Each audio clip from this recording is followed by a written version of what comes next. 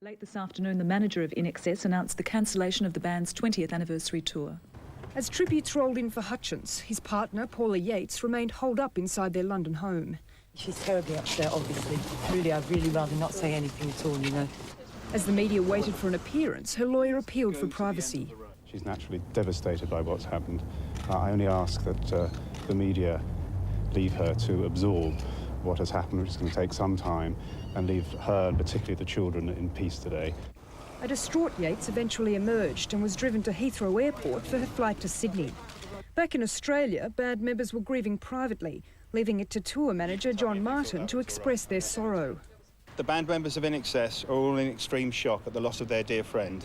Their love and sympathy go out to Michael Hutchence' family. This afternoon, the body of Paula Yates was removed from her home in Notting Hill, West London. A friend who called to see her this morning found her in bed.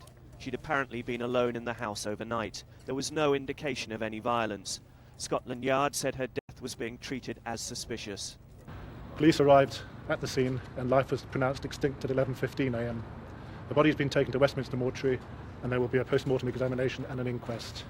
It was a life lived from the very start amid the glitter and haze of modern celebrity, and today cut short. Peaches Geldof, mother of two, was found dead at her home in Kent, aged 25. The evolution and the blossoming of Peaches seemed to really happen when she got married and when she became a mother. You know, she went from writing kind of real opinion pieces to then writing for, you know, Mother and Baby and talking about her family life and the support network that she had around her. So it's just incredibly sad. And she'd been pretty open as well about, when she was younger, trying out drugs, alcohol, as many young people do, but always remembering what happened to her mother, she said, had sort of stopped her from spiralling out of control. Yeah, I mean, and that's the thing, that was the thing about Peaches, that she was always very, very honest. So, and that's when you say that she was a real role model, because she was honest about the mistakes she made, but she always pulled herself back because she knew what happened to her mum.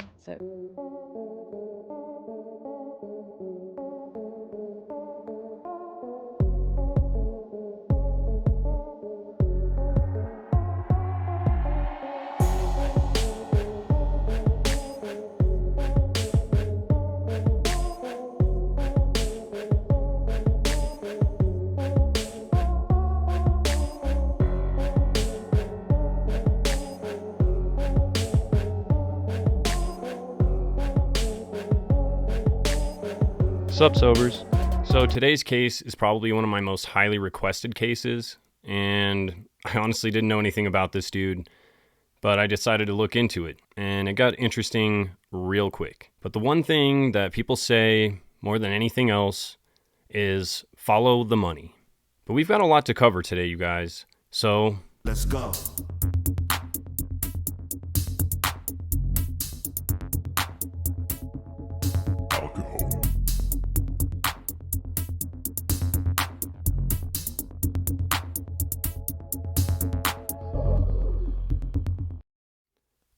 All right. Welcome back to Sobering Stories with your boy, DJ Petrovsky. First order of business, I wanted to start out with a fun fact because, well, I know you guys love fun facts. I was getting these purple lights super ready for you guys today, and let me tell you, these are like Ursula from The Little Mermaid purple. Like, they are nice and purple, but they don't ever come through the camera the same way.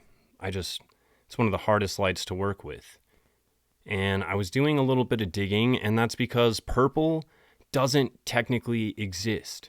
Did you know this? Purple only exists because our eyes put the red and blue colors together, and it interprets what the color would be, aka purple. But it does not have its own specific light spectrum. There's no purple. So that's probably why it's so hard for the camera to capture this.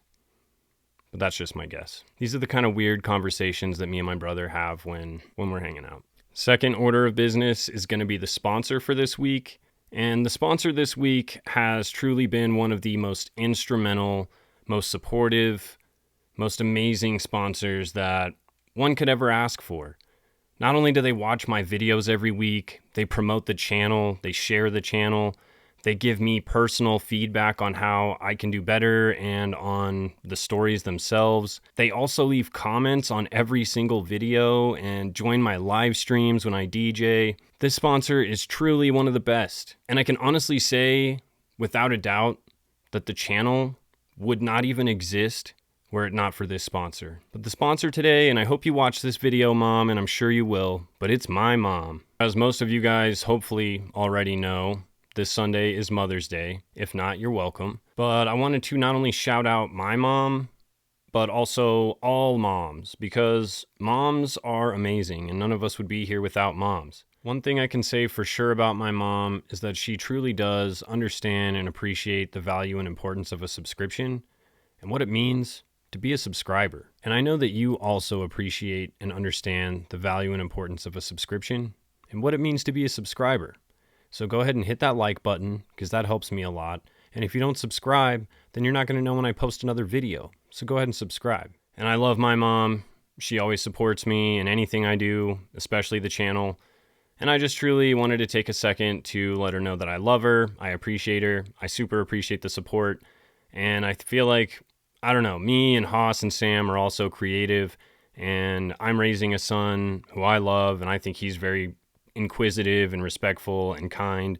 And so it starts from the top and trickles down. So if you have a mom that you can text, I would recommend that right now you text them and say, I love you, Mom. In fact, I'm going to do it right now, but I'm going to do it on my computer because my phone's occupied. I love you, Mom. Me. She's going to be like, what? And I'm literally surrounded by amazing moms. Kim is not only an amazing mom, but she's a straight up MILF. And so I really, truly appreciate what she does, raising our son, being so kind and tender, helping me to be a better dad. And same with my mom. She helps me to be a better dad. She talks with me about things. She recommends things that she just found out about, I don't know, about what's going on with kids and things that I should look into. So I don't know. I'm just so grateful. And I wouldn't be here if it weren't for my mom. And I'm not sure like where we came from or like what's going on or why I wake up in this body every single day, still being me. It's very confusing, something that troubles me on a regular basis. But what I can say is that I'm not sure if when we come into this life, we get to choose our parents. But I know that you chose me. And so I'm super grateful that you chose me. And if I had the opportunity to choose, or I would like to think that we get to choose, I definitely would have chose you too, Mom. Love you. Happy Mother's Day. I guess early Mother's Day. But anyways, Mom, I think you're really going to like today's topic, because the only reason I even know who INXS is because of you.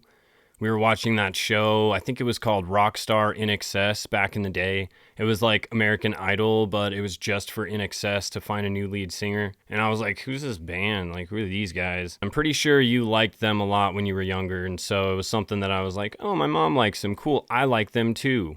What? Now, the entire premise of that whole show was the fact that the lead singer of the band died and they needed a new one. So they're having this contest show to get a new one. But I didn't piece that together. I didn't think to be like, what happened to the guy? Who's this original guy? Never once thought about it. Still, to this day, had no idea who Michael Hutchence was. Never heard his name before in my life until you guys started shouting him out in the comments. And I mean, it's not like I was a super little kid. I think this was in 2005, so I was like 15. I was old enough to at least be like, I wonder how he died, or like ask questions, but no, nothing. Or if I did, I don't remember. That's for sure. I honestly don't remember anything from when I was a kid. Like, I have really random, sporadic, weird memories that stick, but that's definitely one of them. Sitting on the couch watching Rockstar INXS and American Idol and stuff with my mom. So those are good, fond, happy memories. Good times with Mom. Oh, and speaking of moms, Michael Hutchence was born to mother Patricia Glassop and father Colin Hutchence. He just went by Kel, because it's way cooler. But he was born on January 22nd, 1960, so we're both Aquarius, which is dope. He was born in Sydney, Australia, and he had a younger brother named Rhett. Because of Michael's dad's work and his business interests, they moved around a little bit. So they moved from Sydney to Brisbane, and then they would eventually move over to Hong Kong when he was 4 years old. So that's kind of cool. He got to get a little bit of culture when he was so young, which I think is a great thing. In school, Michael really excelled at swimming, but he broke his arm, and that kind of set him back, and he wasn't able to swim anymore. So he started to dive a little bit more into poetry. And he actually got his first real taste of being like a frontman or a lyricist at a young age, at the age of 8. And like we talk about every single week here, it seems, those crucial ages are when you should get your kids involved in stuff, whatever it is. You never know what that can turn into. Anyways, he did a poetry recital for this toy store commercial, and he was only 8 years old. I think that's pretty crazy and pretty cool. But when Michael was 12 years old, his family packed everything back up and moved back to Sydney. But this time around, he'd make some really amazing friends, and that would truly alter his trajectory forever. He'd meet a kid named Andrew Ferris and his brothers Tim and John, and they would jam together in their garage, just hanging out, playing music, until eventually they were like, yo, Michael, you should totally join our band, dude, Dr. Dolphin. So Michael was like, right arm, dude, for sure, I'm definitely down, let's do it. And so him and some kids from a nearby school and their school got together and made this band. Unfortunately, it wouldn't last that long, though, because when he was 15 years old, his parents were on the rocks, and they decided to split up. And his mom decided to take the kids, and she lived with her mom, and they moved out to LA, out in California. So he had to break up with the band and leave for a little while, but thankfully they weren't gone that long. They were only gone for a year, maybe a year and a half, and then in 1977 they moved back to Sydney, and then he reunited with the Ferris brothers, and they got the band back together. That was kind of the start of what would be the future of their rock career. The band's back together. The band was called the Ferris Brothers, and it was made up of their friends Gary Beers, Kirk Pengilly, obviously Michael Hutchence, and then Tim, John, and Andrew Ferris, the Ferris Brothers. Now, of course, at this time, the divorce took a toll on Michael and his brother Rhett. And now they were living back in Sydney with their dad Kel, and their mom lived in LA still, so they didn't see both their parents all the time. It seems like they kind of just reclused, they felt isolated, and this is when both of them started really using different drugs. They started off with the normal stuff, just drinking, smoking the devil's lettuce, and eventually that would progress by the time they were a little bit older into much more serious stuff, like psychedelics, and I guess they called it speed back then. It was really good fun. It was a little bit naughty. We did quite a few naughty things. He liked having fun. He liked girls. He liked drugs. He liked partying. Pretty much all the things that I liked as well. But I mean, can we blame him? This comes with the terrain. These guys are trying to be rock stars and, sex, drugs, rock and roll. It's like peanut butter and jelly. It just goes together. But these guys were playing around at different dive bars and pubs and just local spots, locally touring, trying to get their name out. And they were looking to change their name, but they didn't really know what to. And they were really big fans of this band called Midnight Oil. And they were having a conversation with the manager of the band. He thought, INXS, in excess, the full word spelled out would be a cool name. But they're like, yeah, that's cool. We like it, but we want it to be punchier, and we want it to stand out on posters, and we want it to just be different. So they came up with the INXS kind of acronym, but not really. It's just in excess. And so I thought that was kind of clever, kind of cool. And there's probably a bunch of you guys out there going, oh, that's what that means? And that's okay. I think we were all there once. In that same year of 1979, the guys would actually get signed to Deluxe Records, and they would be given a $10,000 budget to record their first album, which isn't that much. They would have to work all day, play shows, and then after all of that, they would have to write and record this album. But all that hard work was worth it, because they would have a hit single called Just Keep Walking, and that would blow up locally. No words, no smooth, I'm talking shit, brother, just keep walking.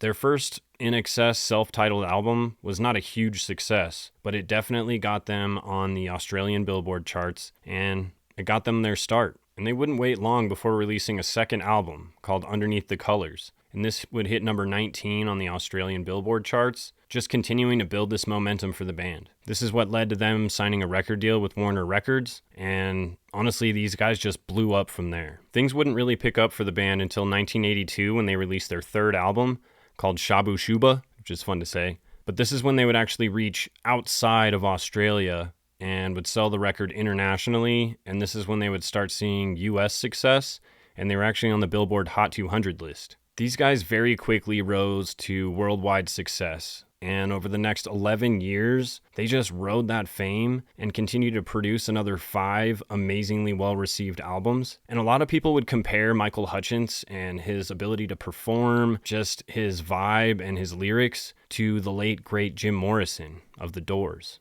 And I would fully agree with that. I mean, they had a similar vibe, a similar look. They both abused drugs drugs pretty seriously. They both had very seriously strange endings, and they both were just really amazing performers. Like, their stage presence was just so different and unique and just packed full of this confidence. Even though they would claim to be very introverted and shy, they had this stage confidence that just emanated so well and resonated so well with the crowd.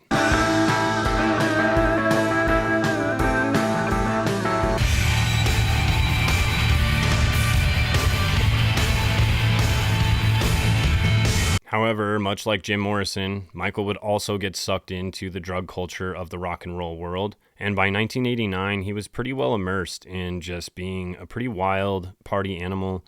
He would do pretty much anything from the white powder to the black tar. He was pretty much all over the map and just living the wild lifestyle of a rock and roll lead singer. Of course, you can imagine Michael was very popular with the ladies, not only being an Australian with the sexy accent, frontman of an internationally successful band, but he's just genuinely a good-looking dude. Like, I could totally understand it. So he did really well with the ladies. And up until 1984, he was with a young lady named Michelle Bennett, just kind of like a friend that he was kind of together with on and off for a while when they were first getting started.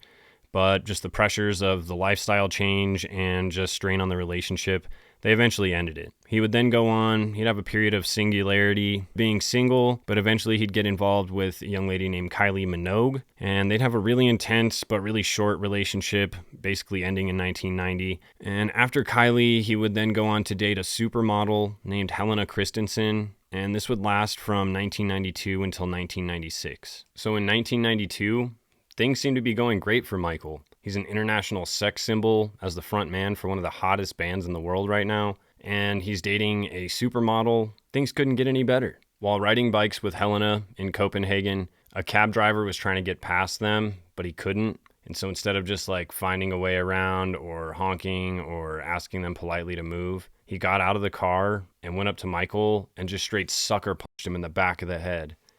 And that caused him to fall, and when he fell, he hit his head on the corner of a curb. And he was in pretty rough shape after this. I mean, so bad that Helena actually thought he was dead. He had blood coming out of his ears and his mouth. He was completely knocked out cold.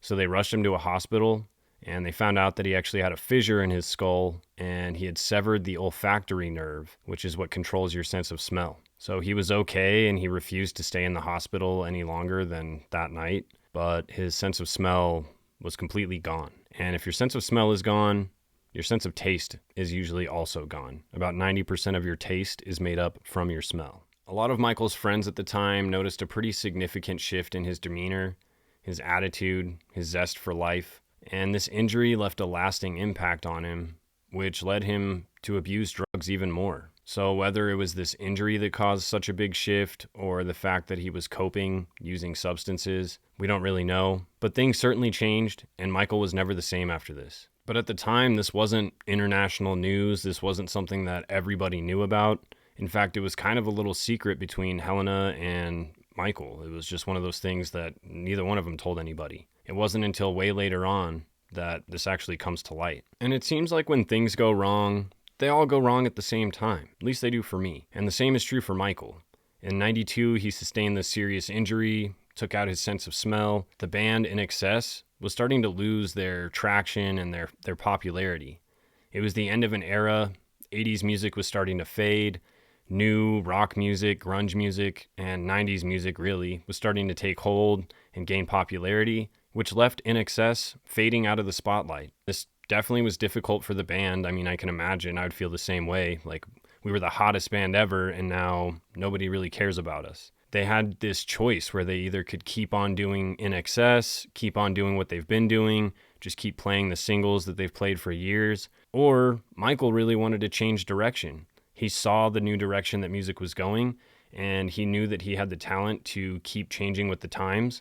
And I love that about him. I think that's what makes it a great artist. You know, you can mold yourself to what the music is at the time. You can change little things here and there while keeping your same vibe, but still evolving so that you're not falling behind. But it seems like Michael was alone feeling this way because the rest of the band was not interested in making changes or updating their sound or evolving with the times. They wanted to keep cruising, keep doing INXS, keep cruising with the 80s pop rock vibe, And so it caused a rift between the band and Michael, and this is when he starts branching off. And in 1995, he actually releases his first solo album, self-titled Michael Hutchence. Personally, I think he was onto something because a lot of his solo stuff really does sound like a lot of the music that you would hear in the 90s.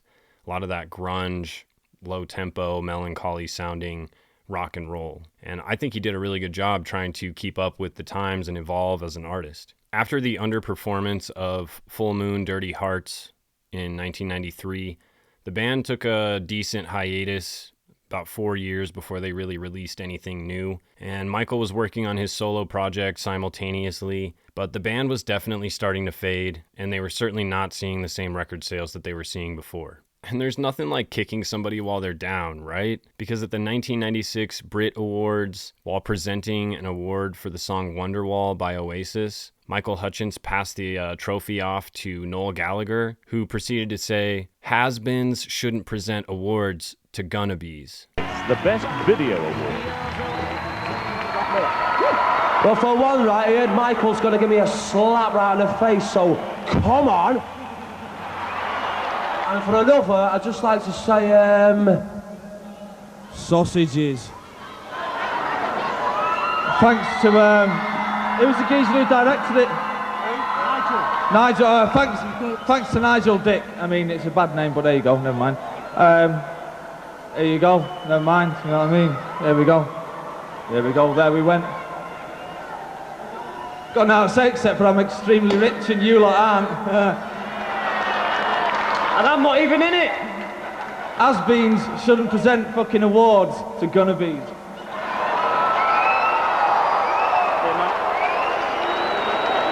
Yeah, that's pretty messed up, bro. Like, Wonderwall's not even that good, dog. But this one simple comment crushed Michael. Literally crushed him.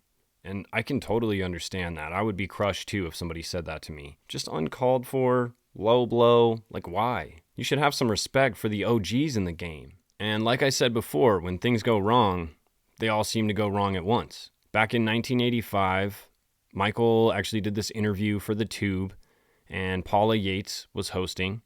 And there was some pretty clear, obvious tension for anybody watching.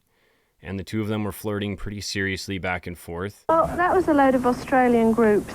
And I'm here with Michael Hutchence, who is the lead singer of INXS, who are on later on in the show. And they're also the biggest group in the whole of Australia and almost as big in the rest of the world. Nearly. Nearly as big in the rest of the world. You were saying that earlier on that in Australia, the music is more important than image, and in England, everyone's very concerned about your trousers. I'm not surprised, actually, looking at those. But do you find that's happening to you a lot? And how would you describe Comfortably, we dress. Comfortably, yes. Yeah. They look a little tight to me. Now, how would you describe the music? Rock music. Now, often... Gotcha. So it's very clear that there was some sort of attraction there, but nothing really happened at that time, and Paula Yates would go on to get married to Bob Geldof. They would have 3 daughters together. But fast forward to 1994, Michael is still dating Helena, but he goes on to this interview show. I'm not really sure what it was exactly, but it's called Big Breakfast, and Paula Yates is hosting. And the two of them are essentially just cuddled up, and I don't know, just it seems like they're getting really close on this show. Is it, at long last, a first on the Big Breakfast? We have a guest. Oh, such a fantastic guest. I can't even describe it to you, but you'll see in a second. Boy, this is a guest who has tackle troubling trousers. This is a guest that has everything that a rock star needs to have. Danger, talent, curly hair, and Australian subtlety. And for the first time, this is a guest that I want to have my leg over. And it is. It's the fantastically talented Michael Hutchence. Hi. Hi. What are you, a big sex symbol or something? Hi. Good morning. Now, Michael, you've got your greatest hits album out at the moment. Yes, I do. And crikey, I really want to talk to you about that. I bet you do. And this is all in spite of the fact that both of them are in committed relationships. Paula's actually married at the time. Now, this is just like a little side note. like, I guess, a fun fact, something that I thought was interesting. It seemed like the two of them were way too close in this broadcast for them to have not seen each other for a long period of time and not had anything to do with each other. It seems like something must have been going on behind the scenes for them to be like this on TV. There's a lot of speculation out there that one of Paula's daughters, Pixie, may not actually be Bob Geldof's daughter. If you look at a lot of the pictures of Pixie, she definitely resembles Michael in a lot of ways. Pixie was born September 17th of 1990. Fine year. It's when I was born. There is a period of time when Michael was on tour in London, and it was in the late November, early December time frame, which lines up pretty well if you're doing the 9-month math there. The thing to Michael was that he would bring up his daughters, because we were going to have another daughter, we thought, and she was going to be Australian, and to him that was so important. So there's no definitive proof to say one way or the other, no paternity tests, no Maury Povich to help us out, but I thought it was pretty interesting, especially when you see these photos. But I digress.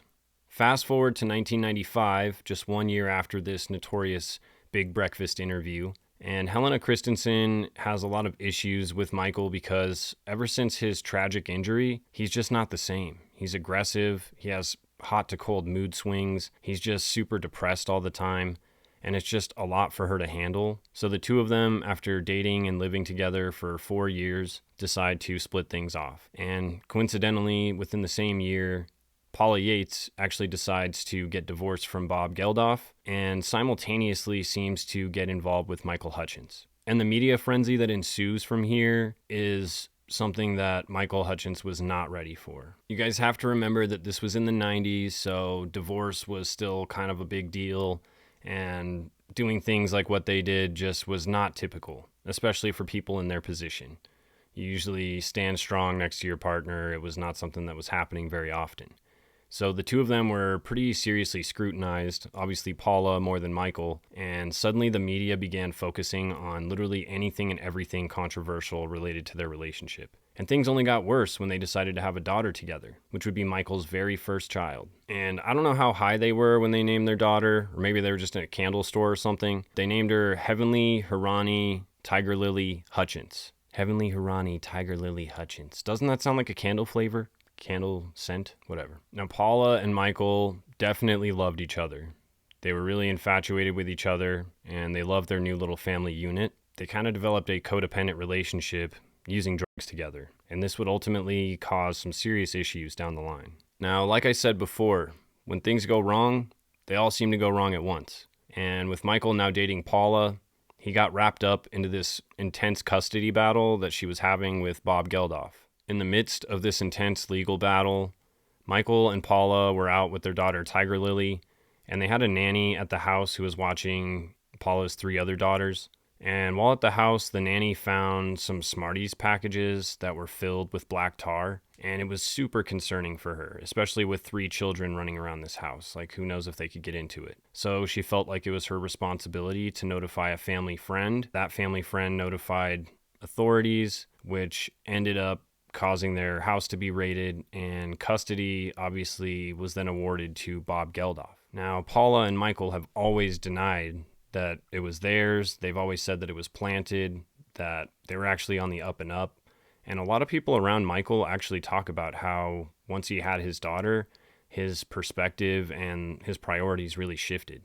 So it would make sense that they weren't still doing it, but at the same time, they were both addicts, so there's a good likelihood that it was theirs. It's hard to really know one way or the other. But the simple fact that they were in the midst of a legal custody battle and Bob Geldof was fighting with Paula for custody of the girls, and then suddenly this happens, which then gets him awarded custody of the girls. And Bob Geldof is a pretty well-known figure. In fact, Bob Geldof was a musician as well.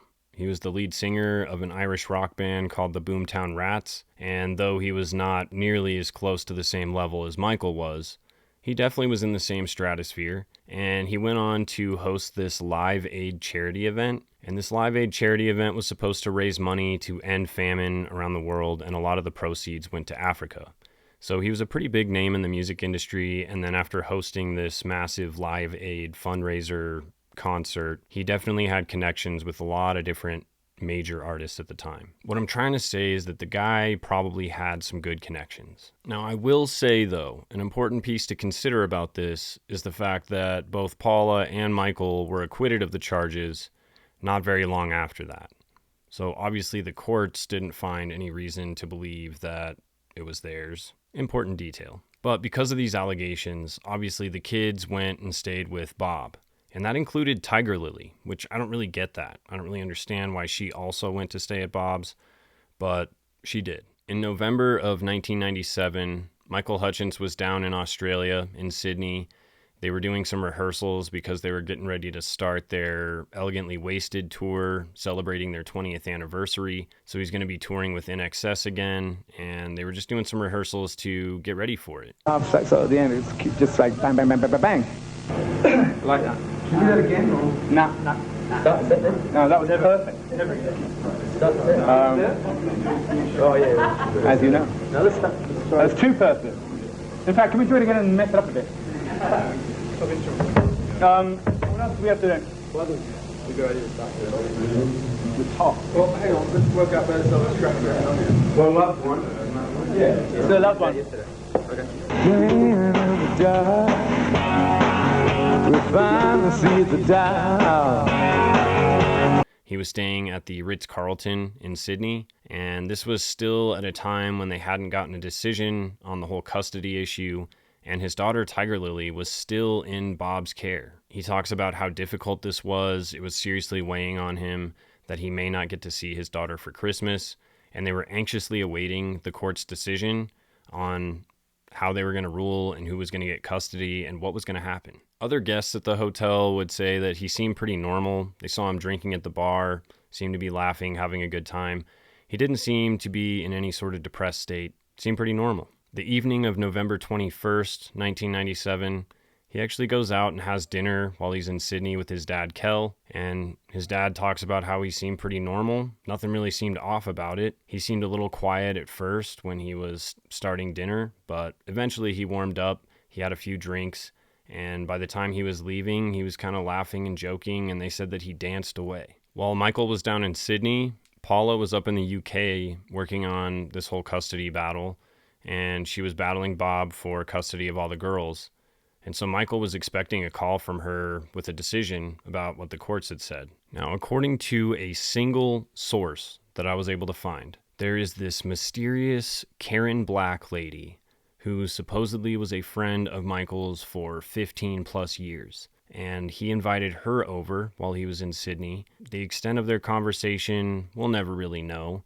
But what she reports to the newspapers is that they basically just talked about all the different drugs he was taking, prescriptions and otherwise. But she notates specifically that there was no hard drugs in the room or anywhere, and that he wasn't actively doing any. She says that he was taking a prescription called Keflex, and it's just like a really intense strength over-the-counter antibiotic kind of thing. So he was obviously taking it to fight some sort of infection. It's not like a psychoactive prescription or over-the-counter anything.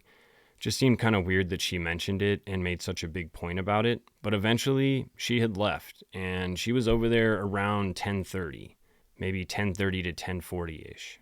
He is visited by a woman known only as Karen. Michael was so up when I saw him. But looking back, he was like a volcano waiting to explode with the amount of pharmaceuticals in him. Karen has only ever given one interview about the events that night. At about 11, Michael invites over one of his old ex-girlfriends, Kim Wilson, and her new boyfriend. That's kind of weird, but whatever. The three of them hang out, they drink, they talk, and they actually stay there for quite a while, like 6 hours. At about 4:30 or 5 o'clock in the morning, Michael says he's thinking about going to bed. And so Kim and her boyfriend decide, like, yeah, that's cool with us. We're going to leave. So they leave at about 4:30 or 5 a.m.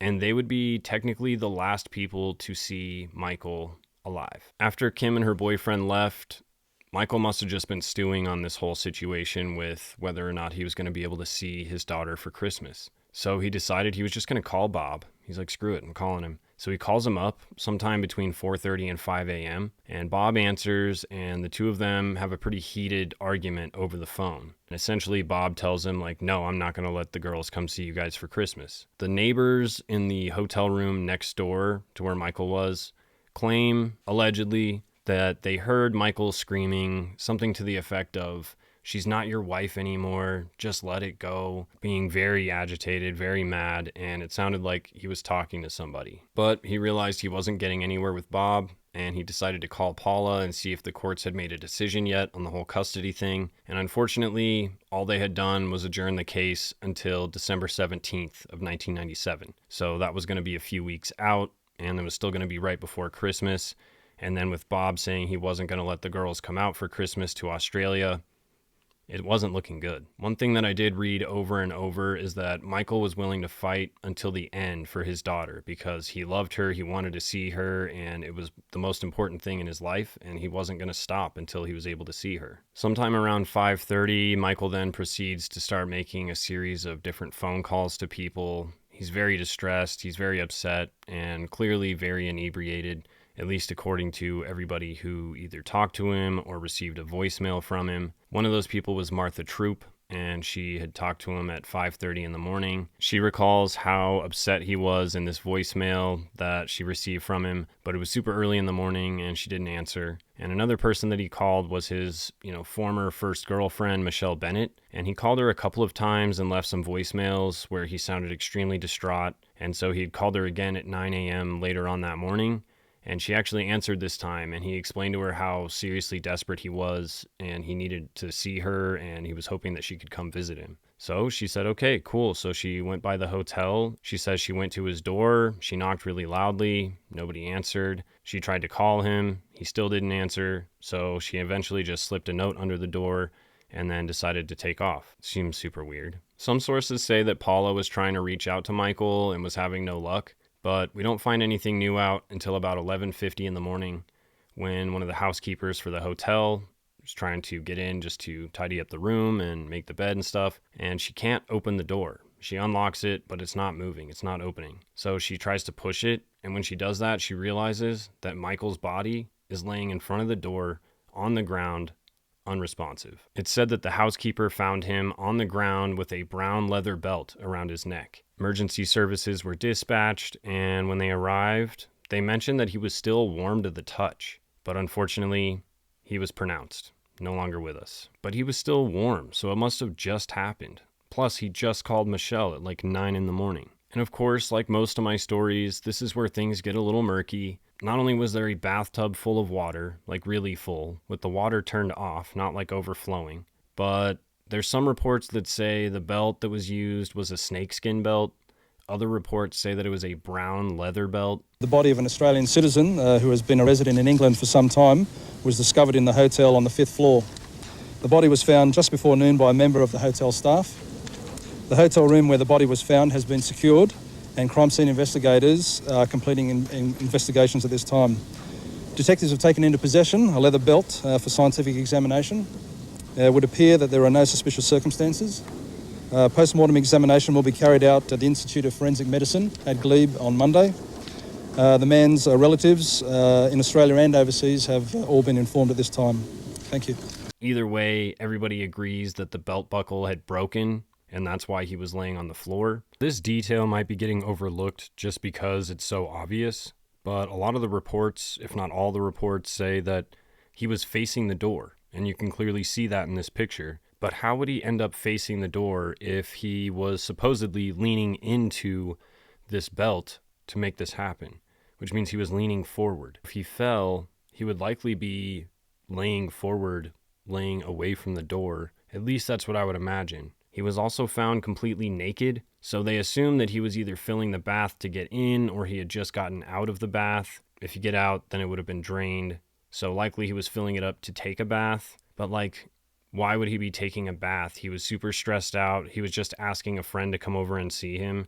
So he's just going to, take a quick bath? That doesn't make any sense. Maybe a quick shower, but a quick bath doesn't make any sense. And why are all of these people found naked?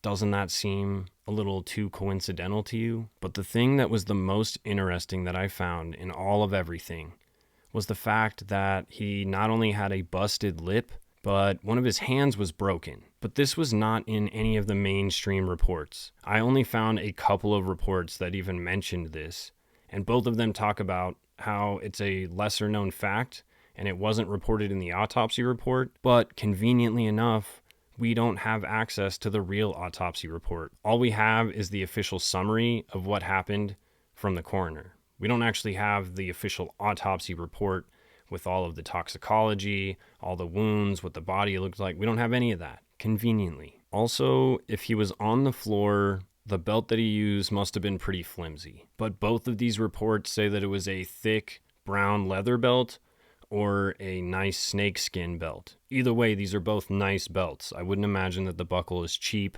or thin.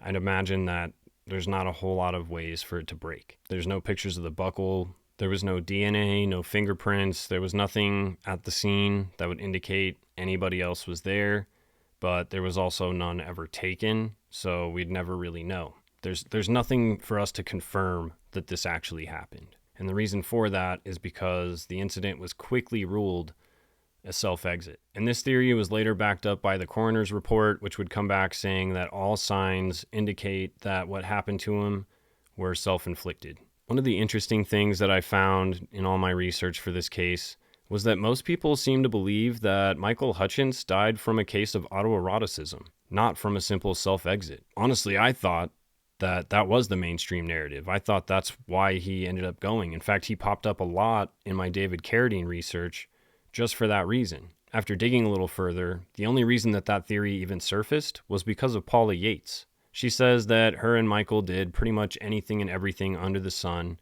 and this BDSM photo shoot that he had just recently done was starting to surface now, and all these pictures were coming out, adding fuel to the fire that this is something he was into. So speculation started running wild, and people started believing Paula Yates' theory over the official coroner's report. I don't blame them. There's a lot of holes in the official story, and with all the secrecy, not releasing anything, nobody saying anything, there's too many questions for people to be satisfied with that. Plus, this is the 90s. I mean, how often is this truly happening? It's way more sensational of a headline, so clearly the headlines are going to read that it was autoeroticism. Either way, his toxicology report came back saying that he had Prozac in his system, that Colombian baking soda, and he also had that alcohol in his system, to which the coroner believes were direct links and direct causes for why he decided to self-exit. But he says that there's no indication or any reason for them to believe that he was doing anything weird.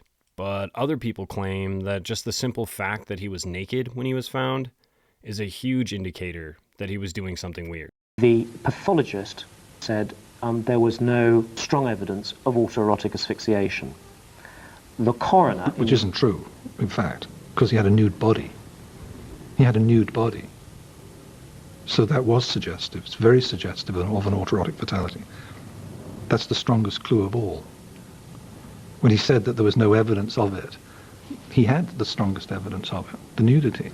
According to Michael's brother Rhett, there's only 3 things that could have possibly happened to him. Either it was a self-exit, it was this autoerotic thing, or there was foul play involved. And that might seem super obvious, but Rhett truly believes that it's option number 3. But I totally agree with all these inconsistencies, all these weird, eerie details, and with the number of people who had motive to want this to happen, it definitely leaves the question open to be answered. Who would want him gone? The most obvious answer is Bob Geldof, the jealous ex. He not only was going through this custody battle with Paula, and I guess with Michael as well, since he had Tiger Lily, he also just went through this ordeal where he essentially got cucked on national TV with his wife oogling and snuggling all over Michael Hutchence on live TV while they were still married. Then she goes on to divorce him and engage in this legal custody battle over the kids. Yeah, he definitely had motive. But it makes things even weirder when 3 years later,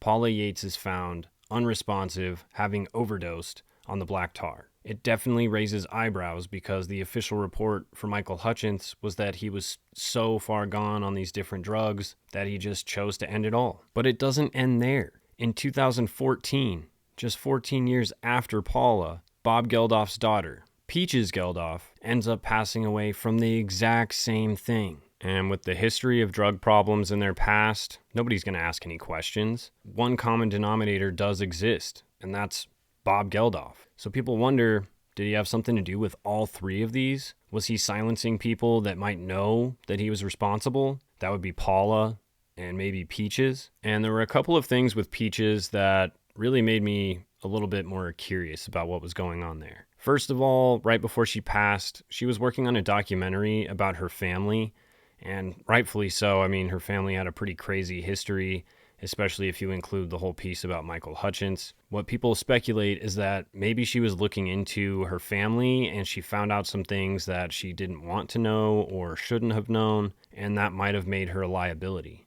And I found this interview with Bob talking about his daughter and how she's gone now, and he just seems so cold and heartless and doesn't seem to really care at all. He just is like, yep, well, unfortunately, that's just the way it is. That's the reality of it. She was super bright, too bright, a very errant mind that could focus intensely on a book, more or less only on a book, which she consumed and just absorb it. But the rest was this franticness, and she knew what life was supposed to be. And God bless her, she tried very hard to get there. And she didn't make it. So I don't know, Bob just seems like a fairly cold individual generally speaking, but that seemed extra weird to me. Even weirder, Peaches goes on her Instagram and posts this new tattoo that she got, and it's a heart with the letters OTO in it, which stands for Ordo Templi Orientis. If you don't know what that is a secret society that was founded by Aleister Crowley, and essentially it's kind of like they practice magic and ritual sacrifices and Satanism, occult stuff. But she's posting about this on her Instagram, showing she's got a heart around it. What does this mean? Is she trying to say something? Is this a message? Is this some sort of cryptic code? Or is she saying that she just joined the Ordo? What does this mean? Then we find these pages of her diary where she ends up writing, "I will not die," in her own blood using a syringe. And then underneath that, she writes Peaches and a phone number, and it's just really weird. Very weird. But that's what has a lot of people speculating that maybe she learned something in her research that led her to believe that maybe her dad or somebody was involved with this whole occult stuff, and maybe she was trying to leave little breadcrumbs and clues behind to indicate that. The thing that really puts a bad taste in people's mouths, though, is the fact that after Paula passed, custody of Tiger Lily went over to Bob Geldof, and he officially adopted her. So her name then changed to Heavenly Hirani Tiger Lily Hutchence Geldof. Say that 5 times fast. And truly, I have no idea why she didn't get sent to live with Michael's family or Paula's family or anybody else, literally. Michael's family continuously tried to get custody of Tiger Lily over the course of the years. Michael's dad tried, Michael's brother and his aunt both tried, Michael's mom tried. So many people tried to gain custody of Tiger Lily, and every single time they failed. Maybe it's just like a last F you to Michael. Yeah, maybe you got me on national TV, but I got you now. So that is what really fuels a lot of this speculation, is just all these weird things that Bob has done since then. And couple that with the shady allegations of what his Live Aid Foundation was doing. Because during the time they were raising funds for famine in Africa, those funds were donated to a communist party that was in power in Ethiopia at the time. This Ethiopian Communist Party was known to torture and take out people that they didn't like or agree with. And they also used a lot of these funds to purchase weapons. So there was a lot of scrutiny on Bob for making this deal and for supporting this foundation and for allowing this to happen. I didn't want to meet these guys anyway. We could have been out in the field. Reports could have been going back to the UK. I could have been talking to the people working on the ground. I could have been said I had to do this bollocks. I didn't ask for it. And we were all starving, and I think food showed up, and I was pacing, and I was getting more and more worried about the meeting. 2, that we were there at all, and some geezer showed up. Okay. So I'd meet the president, I'd get out my amnesty report, because I always had the amnesty report. He is a thug. He murders 60 people a day, he tortures them. So I'd say, it says here that you torture people. You know, because it's quite interesting, frankly, meeting a murderer and a torturer. So he isn't the most squeaky clean character either. So Bob definitely had motive, and he knew that Michael was in this hotel room by himself, and he had access to people who could carry something out for him like this. He was well connected. But the most damning piece of evidence is the fact that the witnesses next door heard Michael yelling into the phone at somebody saying, "She's not your wife anymore." So clearly they were having some sort of argument, a yelling match over the phone. So it makes sense that he might want to retaliate. So there's a good chunk of people out there that truly believe Bob is responsible for what happened to Michael. Just simple vengeance. But there's another suspect that I find even more interesting. And as things had progressed after Michael's passing, things started to come to light. And that's when we really see what might have truly happened. A good friend of Michael's, his supposedly lawyer and financial advisor, his name is Colin Diamond. And you probably don't hear much about Colin Diamond because the dude is literally a ghost. There's a few things that you can find about him, but there's really not much. I couldn't even find him on Truthfinder. Up until this point, Colin seems like a good friend. His financial advisor, he takes care of his money, he's there when he needs him. He took him paragliding for the first time. Do you remember that, mate? Oh, I do. I can remember it. I'm going to say, I'm going to chuck you off a cliff, Hutcho. And we did. He didn't hesitate. He just went, boom, boots and all. Let's go.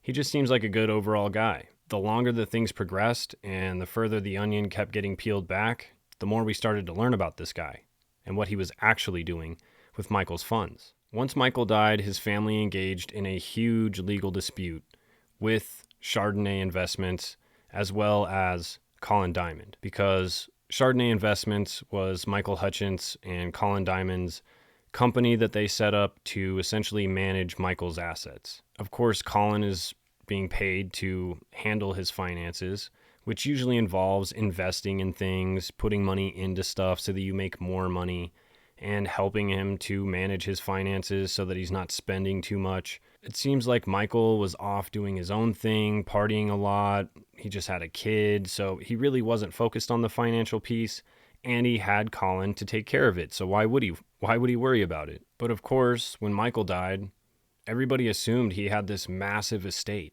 like $20 to $30 million estate. And it made sense. I mean, he was a massive rock star. He made tons of money. He should be getting royalties on all of his music that's still being played. And I mean, they had tons of albums, so I'm sure that they were making a lot of royalty money. But according to Colin Diamond, who controlled all of Michael's finances once he passed away, he was the sole owner of the estate because all of the estate got passed to Chardonnay Investments. And since Michael passed, the sole owner of that company was now Colin Diamond. So Colin Diamond assumed full responsibility of Michael's estate. That seems weird. And why does he say this is the case? He says that Michael wanted it this way because he didn't trust any of his former lovers or his family not to do something shady with it, and he really needed Colin to be the executor of the estate. Now, Michael's family was able to produce a will that he actually wrote out, which portions out all of his estate to the different members of his family, including Paula and his baby, Tiger Lily. However, according to Colin, that's not what he wanted, and the changes made to his will just before he passed are reflected in what actually happened. But we have no idea. We've never seen this will. We've never seen any of the things that Colin is saying that are out there. All we have to go off of is Colin Diamond's word. In response to all of these legal proceedings from Michael's family, Colin just basically says outright that Michael was terrible with his money and he spent all of it. There's literally no estate for you guys to get. There's nothing to split up. He says that there is literally only like $506 in his account. What? But of course, going through the legal process, facts are going to come out. And what the family ends up finding out is that Colin had set up multiple different shell companies, and these shell companies own all of Michael's different assets, including his cars, his houses all over the world, in France, in Australia, in England. All of these different things are all owned by these random shell companies. So these companies have to be owned by somebody, and typically the owners on these companies are going to be Michael and Colin. And since Michael is no longer working at these companies or owning these companies, all of those shares go to Colin. And so he's saying that there's no money, there's no estate, there's nothing. But really what he's saying is that he orchestrated all of Michael's finances so that everything would essentially go to him in the event that Michael's gone. He is doing real shady stuff behind the scenes, and then his family is literally suffering for it. And you would think at least Tiger Lily, right? It's his daughter. She should be getting something. And supposedly when she turned 21, she was expecting to get millions of dollars from her dad. She got nothing, not a penny. There was also 2 charities that were supposed to receive $250,000 each. And guess what? Yeah, they didn't ever get that money either. So everybody's wondering, where are these missing millions? What's going on? This $20 to $30 million estate, which today would be worth roughly $100 million, absolutely nuts. Where'd all this money go? And we don't really get any answers until this company called Appleby decides to release these documents that end up being called the Paradise Papers. Now, in the 90s, this whole shell company thing was a pretty standard practice, and there were certain areas that were really prone to having these shell companies set up. Almost always, these shell companies were being used for something illegal, usually by the cartels, usually money laundering, and typically shady dealings. But the British Virgin Islands was a hotspot for this, and I guess the reason for it is because there's like different tax things going on, so there's like different tax structures and tax loopholes that you can get through, so you can essentially make money in a place where you're earning taxes, but then you don't have to pay taxes, something like that. Now, these Paradise Papers are a huge break in everything because they essentially are just a blueprint documenting out how this guy Ron Creevy and Colin Diamond plan to exploit Michael Hutchence's royalties, essentially his entire estate, how they're going to use these shell companies to make more money off of the royalties and the music that they now own all the rights to. Now, documents leaked from Appleby reveal Colin Diamond is not just claiming to be Hutchence' trustee, but the ultimate beneficial owner of all the star's remaining assets held in Chardonnay Investments. In a leaked email from 2015, Colin Diamond's lawyer tells Appleby, Chardonnay is controlled by Colin Diamond, and by virtue of him being the ultimate beneficial owner, he controls the assets of Chardonnay. The reason for this is that he was a trusted friend of Michael Hutchence, and that he had various family issues.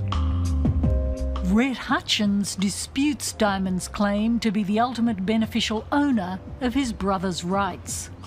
I'm not even sure whether he has the right to have these rights. He's never shown anybody in court. Nobody's challenged him enough to take him to court for him to show that he has these rights.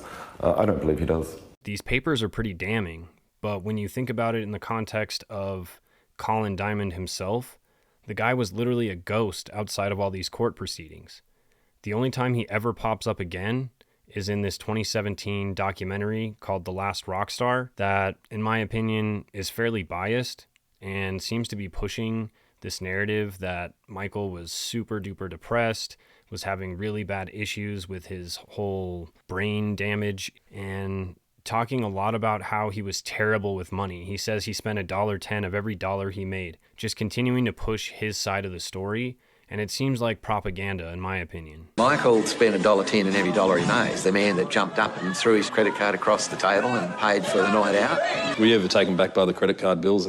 Oh, some of them were shocking, to say the least. You know, $48,000 for a couple of days in New Orleans. Can you tell me? I couldn't break the confidence that Michael had given in me. And he did tell me what it was for, and he had a good time. He enjoyed himself.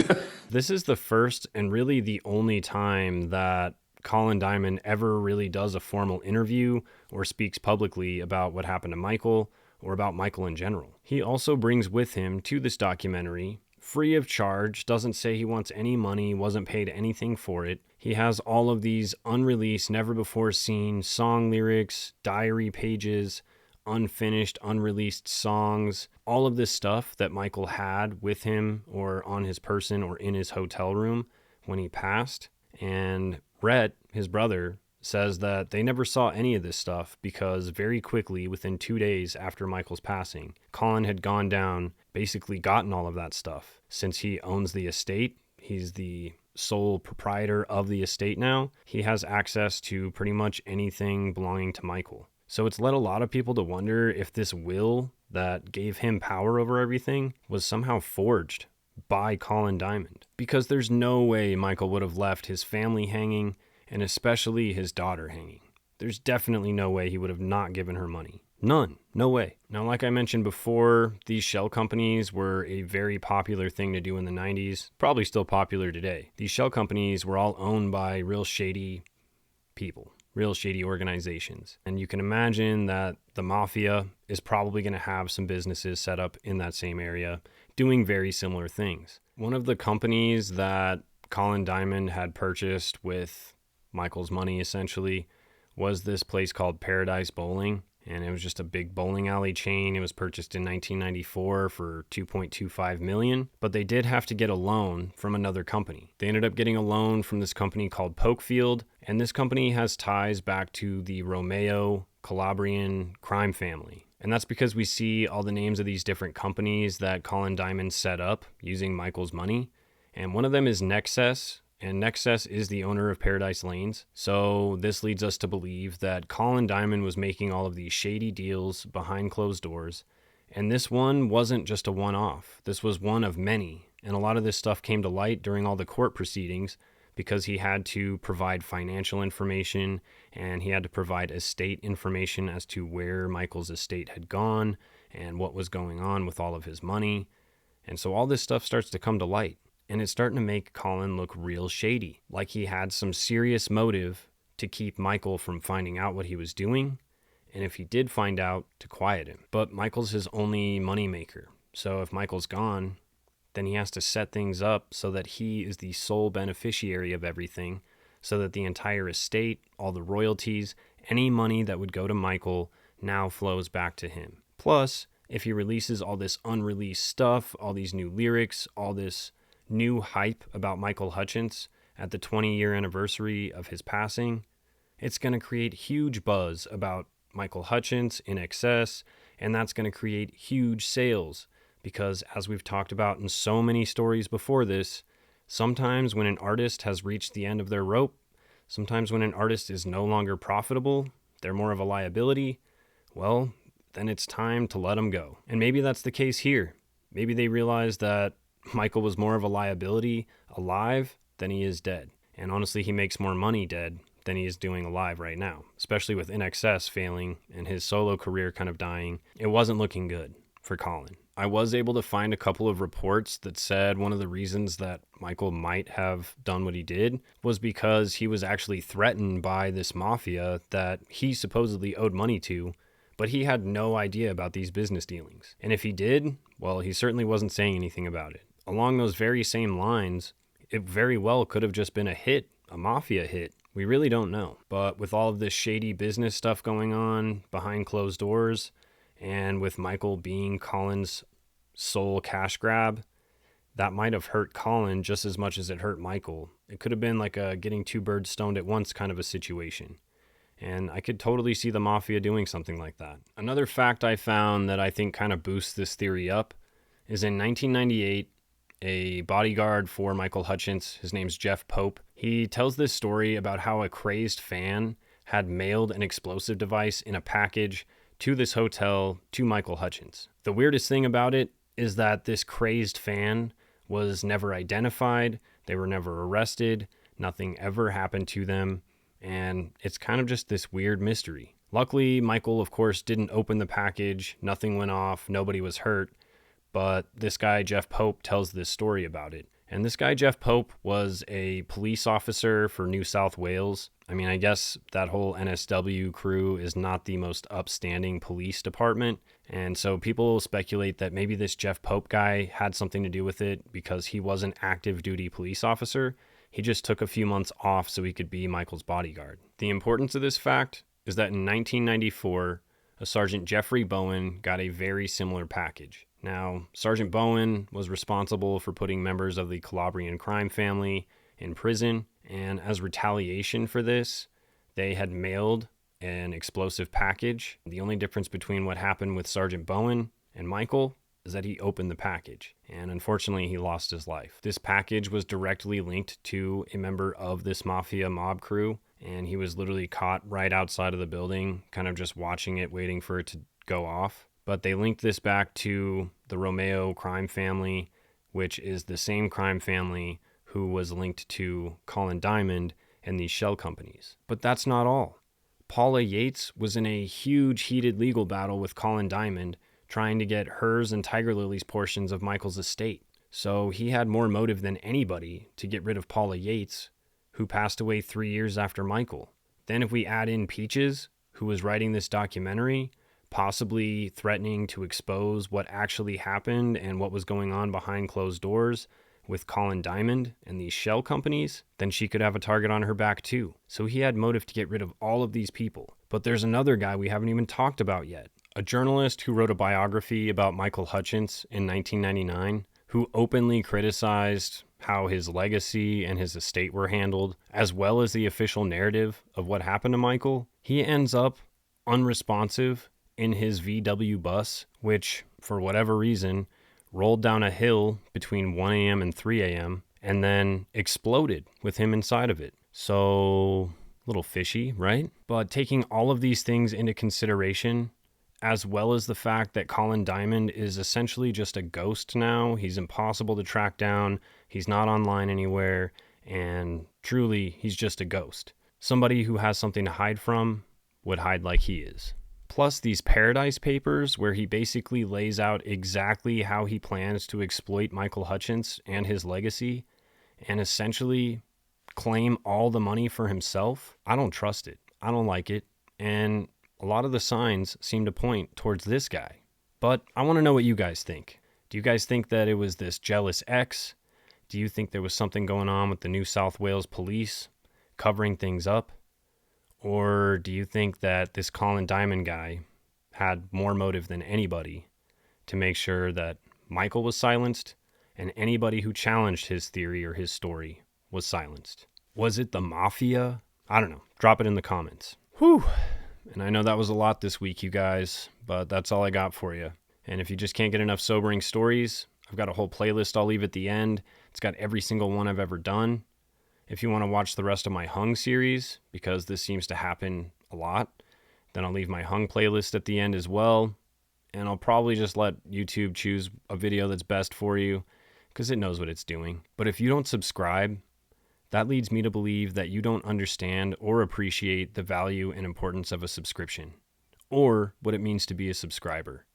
And I highly recommend you take a long, hard look at yourself in the mirror and just figure it out, okay? Because subscribing is so easy. It's just the click of a button, and it supports me and any other creators you follow more than you ever know. So yeah, subscribe. But I look forward to doing this again with you guys next week for another one. Until then, stay sober, sleep safe. Happy Mother's Day to all the moms out there, and enjoy your Mother's Day, you guys. And don't forget to tell your mom that you love her if you didn't already. Later, sobers. Let's go.